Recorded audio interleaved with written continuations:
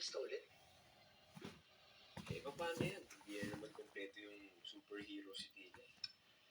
Paano naman ang mga apo ko? Ninang, kahit naman ho umalis si Archie, nandito naman ho kami ni Edgar. At saka kayo. Siyempre, dadalaw-dalaw naman ho kami dito.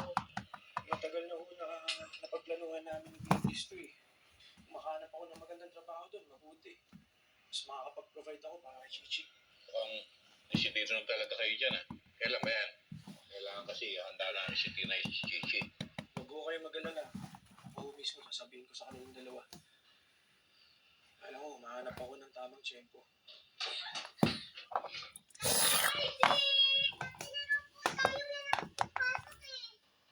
Sige.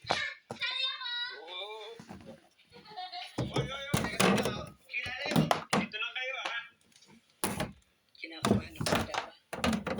Hindi ko alam kung anong mararamdaman ng dalawa kapag umalis si Archie. Sabi naman niya, huwag mo daw pangunahan ng pag-aalala. Kakausapin naman daw niya si Tina at si Chichi. Eh kahit na naman kausapin niya eh. Alam ko masasaktan at masasaktan yung dalawa. Ay, Diyos ko. Kawawa naman.